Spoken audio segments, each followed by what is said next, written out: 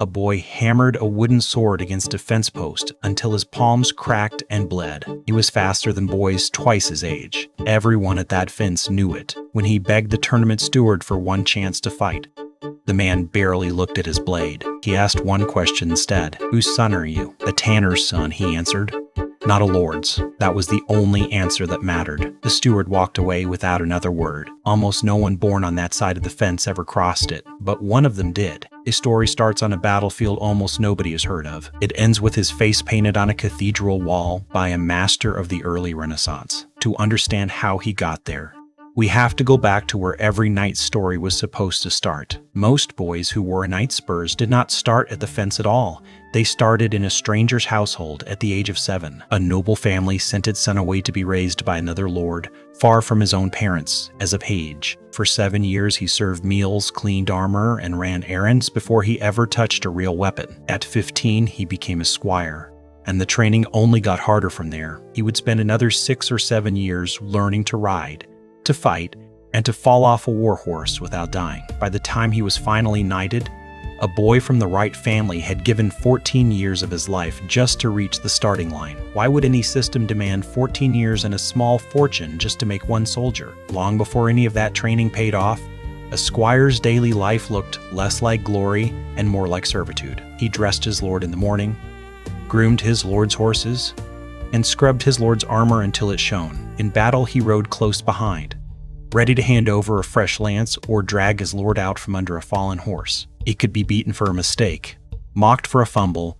and ignored for years at a time. He endured all of it for one promise that his birth had already guaranteed him a knighthood at the end of it. For a boy born outside that promise, none of this servitude was even available to endure in the first place. If a squire's father was already a knight or a lord, the payoff at the end was almost never in doubt. He would be dubbed, given a sword and a pair of spurs, and addressed as Sir for the rest of his life. He could hold land, sit at his lord's table, and pass that same title on to his own son someday. None of it depended on how well he had actually fought. It depended on the household he had been born into, 14 years before anyone ever tested his courage. So what happened to a boy who wanted the same thing, but was born into a tannery instead of a manor? Could raw skill alone ever buy him a place at that table? On paper, medieval law never actually banned a commoner from becoming a knight. In practice, almost nothing about the system was built for him to succeed. Start with the armor alone. A full suit could run a knight's family, 16 to 20 pounds. And a lord's finest outfit, far more than that. An ordinary archer in that same army earned about 6 pence a day, so one suit of armor could swallow years of his wages. Then came the war horse.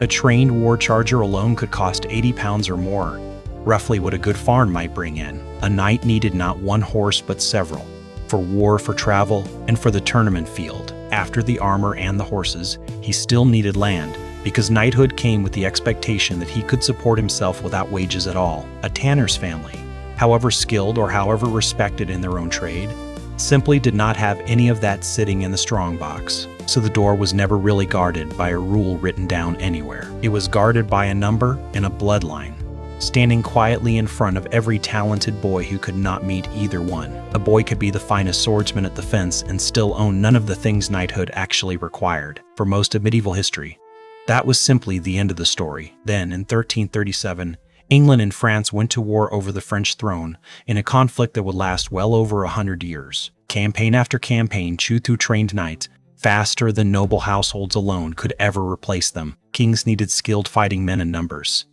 The old system was never designed to produce. Every dead or captured knight was a gap in the army that gold and bloodline alone could not fill fast enough. For the first time in generations, pure military necessity was starting to matter more than anyone's family name. Commanders under that pressure began doing something the old system was never built for: knighting men in the middle of a campaign. King Henry V knighted soldiers on his own march through France, simply for good service in the field. At the Battle of Agincourt in 1415, men were dubbed knights on the spot for what they had just done in the fighting. These were not grand ceremonies with a ritual bath and a night of prayer in a chapel. They were a sword tapped on a shoulder on a battlefield because the man had simply earned it there and then. It was rare, and it was still not open to just anyone.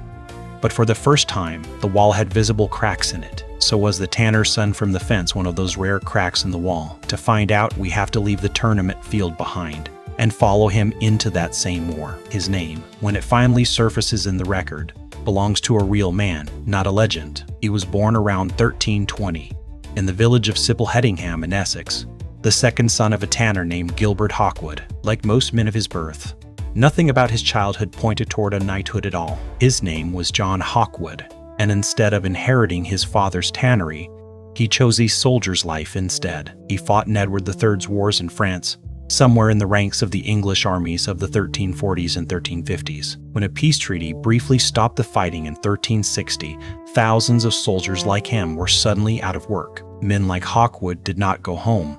They formed free companies and sold their swords wherever the fighting continued. In 1363, Hawkwood led one of these companies south into Italy, where war between rival city-states never seemed to end. He joined an army of English veterans known as the White Company, and within a year, he was elected its captain general. Popes, dukes, and entire city-states began paying enormous sums simply to keep his soldiers fighting for them instead of against them. A tanner's son from Essex had become one of the most feared and most highly paid commanders in all of Europe. And somewhere along that road, English records started addressing him by a new title, Sir John Hawkwood, Knight. No noble household had ever taken him in at 7 years old. No family fortune had ever bought him a warhorse or a suit of armor. A tanner's son had become exactly what the tournament steward once told a boy like him he could never be. Historians still are not entirely certain how the ceremony actually happened. There is no solid record of a king or a prince formally dubbing him on English soil. It is just as likely that his own soldiers made him a knight themselves.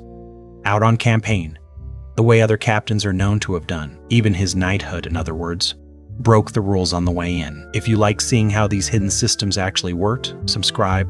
The next one's already being built. Hawkwood spent the rest of his life as a mercenary captain, feared and respected across Italy until his death in 1394. 42 years later, Florence Cathedral commissioned a master of the early Renaissance to honor him. Paolo Uccello painted him on horseback, in bronze and stone tones, on the wall of a cathedral built for saints and popes. That fresco still hangs there today. A tanner's son rendered in the same building as kings. For every John Hawkwood, there were thousands of boys just as fast and just as fearless, standing at fences all over Europe, who never found the war, the company, or the crack in the wall that he found. Knighthood was never really a reward for courage alone. It was a system built to protect a bloodline, with one accidental door left open by war. Hawkwood did not walk through that door so much as he forced it, and history remembered him for it.